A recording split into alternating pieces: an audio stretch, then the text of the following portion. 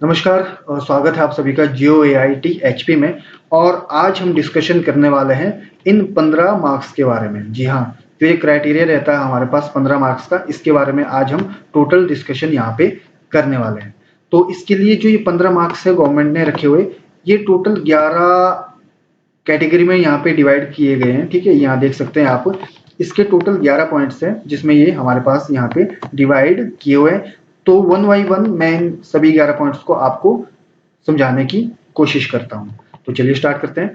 तो यहाँ पे जो सबसे पहला हमारे पास पॉइंट दिया गया है, इसमें एजुकेशन क्वालिफिकेशन के बारे में बात की हुई है। ठीक है, तो आप सभी जैसे जानते हैं कि जो ये आईटी जो अभी पेपर निकला था, ये +2 बेस्ड था, मतलब कि 12वीं पास इसकी एजुकेशन क्वालिफिकेशन रखी गई थी। ठीक है, अब देखिए जिसकी 12वीं में जिसके पॉइंट परसेंटेज, जिसके मान लो 50% आए हैं, ठीक है, तो उसको क्या करेंगे, 0.025 से यहाँ पे मल्टीप्लाई करेंगे और उसके 1.25 पॉइंट्स होंगे। ठीक है, उस तरीके से ये वाले पॉइंट्स डिस्ट्रीब्यूट किए गए हैं, जो कि टोटल फुल फ्लैज मार्क्स कितने हैं, 2.5।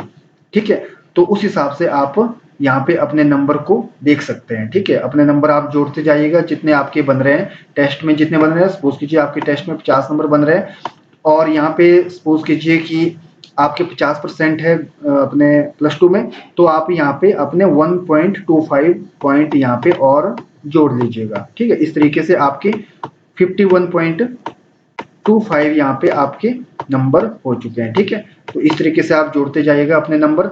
अब देखिए यहाँ पे सेकंड पॉइंट के बारे में बात करते हैं। यहाँ पे देखिए जो सेकंड पॉइंट है हमारे पास, वो लिखा गया है belongs to the notified backward area और panchayat as in the case में भी। अब यहाँ पे ये हमारे पास दूसरा पॉइंट बोल रहा है कि अगर आप किसी बैकवर्ड एरिया से या किसी बैकवर्ड पंचायत से बिलोंग करते हैं, ठीक है, तो भी आपको यहाँ पे एक नंबर दिया जाएगा। ये देखिए, एक नंबर की बात कही गई है, पूरा फुल फ्लैश्ड एक नंबर यहाँ पे दिया गया है।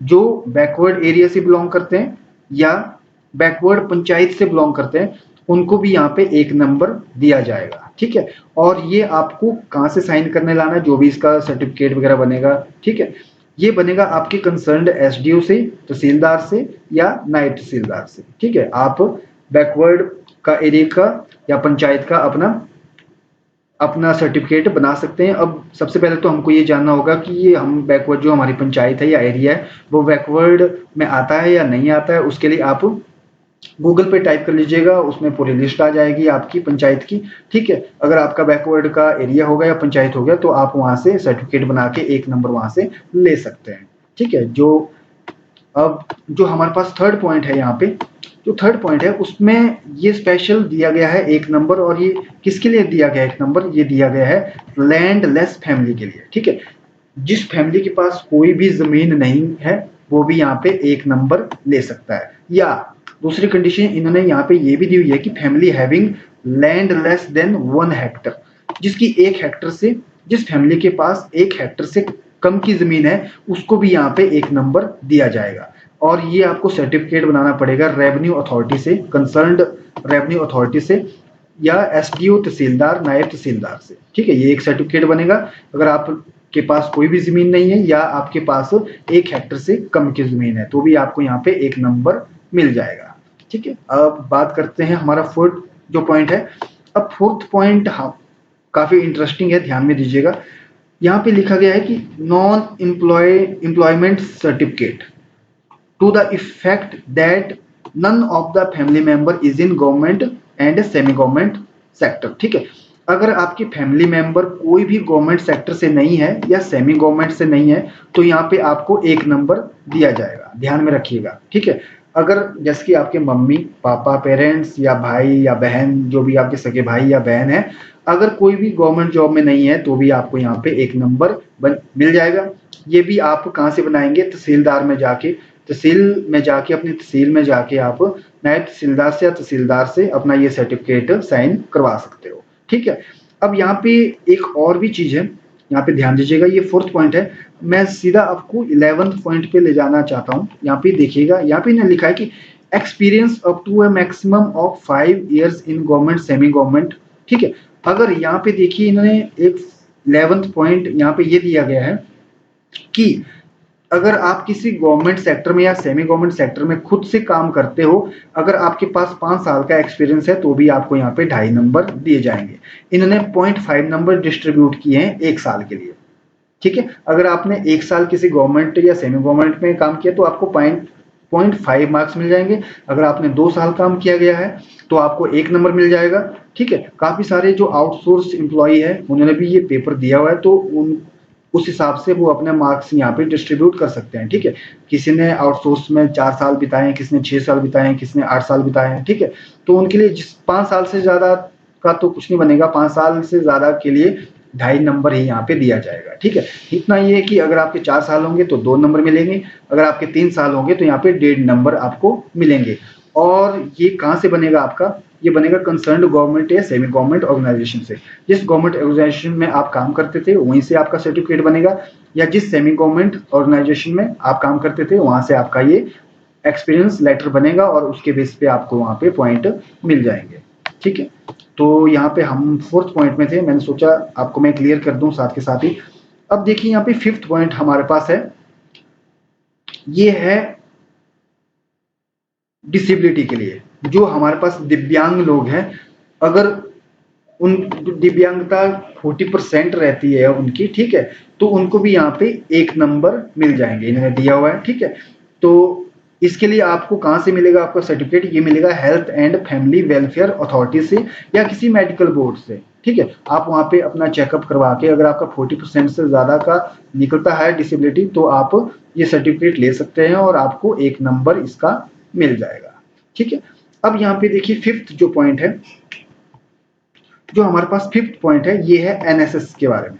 यहाँ पे देखिए, अगर आपने एनएसएस ज्वाइन किया था स्कूल में तो आपको, और एनएसएस के लिए यहाँ पे एक कंडीशन दी है, क्योंकि ब्रैकेट में इन्होंने लिखा है कि एटलीस्ट 1 ईयर, कि एनएसएस आपने ज्वाइन किया तो 1 साल आपका ज्वाइन रहना चाहिए, तो भी आपको यहाँ पे 1 नंबर दिया जाएगा। ये देखिए, ठीक है, तो भी आपको यहाँ पे 1 नंबर दिया जाएगा।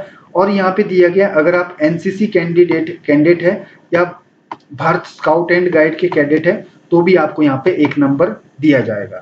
ठीक है, और एनएसएस के लिए इन्होंने ब्रैकेट में यहाँ पे दिया हुआ है कि एटलीस्ट 1 ईयर तो आपके पास एनएसएस में होना चाहिए, तभी आपको यहाँ पे 1 नंबर दिया जाएगा। ठीक है, NCC Bharat scout and guide के लिए यहाँ पे कोई भी इन्होंने कंडीशन नहीं रखी हुई है।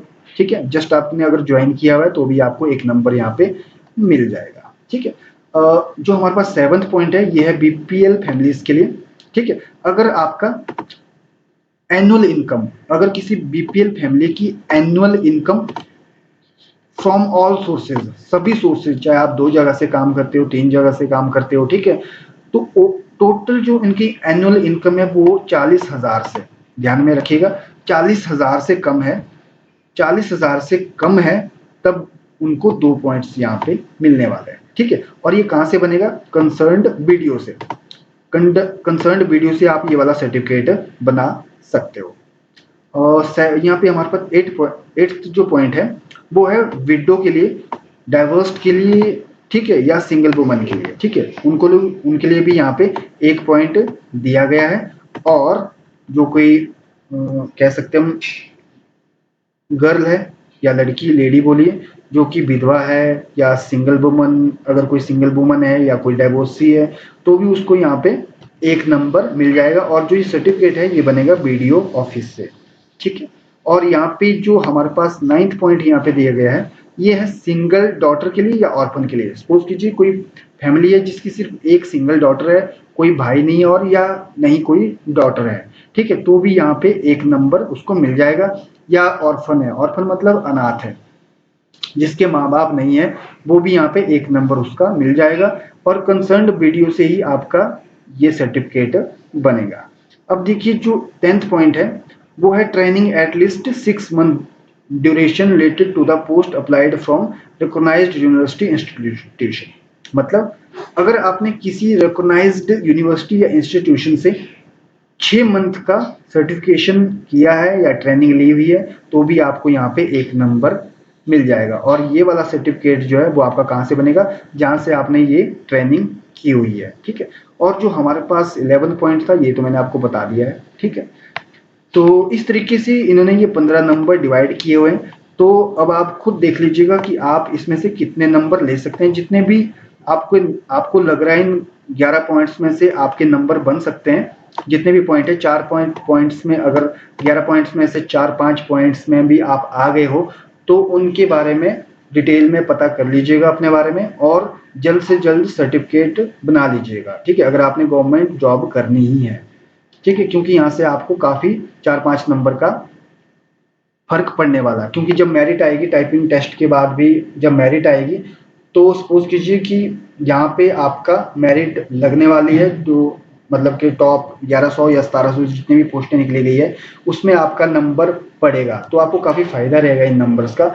और अगर आपका नहीं भी आता है तो भी आप ये सर्टिफिकेट बना लीजिएगा अपने, क्योंकि आगे भी काफ़ी सारी गवर्नमेंट जॉब निकलेगी, आप भी गवर्नमेंट जॉब के लिए ट्राई कर रहे हो तो आपको ये तो कभी ना कभी तो बनाना ही पड़ेगा, तो क्यों ना अभी बना लिए जाए। ठीक है, तो मैं होप करता हूँ कि आपका JYT में ये नंबर लग जाए।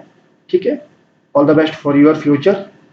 धन्यवाद आप सभी का इस वीडियो को देखने के लिए। अगर कोई गलती मुझसे हो गई हो तो वो भी आप कमेंट कर सकते हो, या कोई इन्फॉर्मेशन आप और चाहते हो इसके रिगार्डिंग तो भी आप नीचे कमेंट कर सकते हो। ठीक है, और कोई भी यहाँ पे कमेंट करके बता सकता है। ठीक है, जरूरी नहीं है कि मैं ही जाके बताऊं, कोई भी जिसको भी उस रिगार्डिंग जो स्टूडेंट या कोई भी कैंडिडेट यहाँ पे क्वेश्चन पूछ रहा है तो कोई भी यहाँ पे उसका आंसर दे सकता है। अगर मैं भी गलत दे रहा हूँ तो मुझे भी आप लोग करेक्ट यहाँ पे कर सकते हैं। धन्यवाद आप सभी का।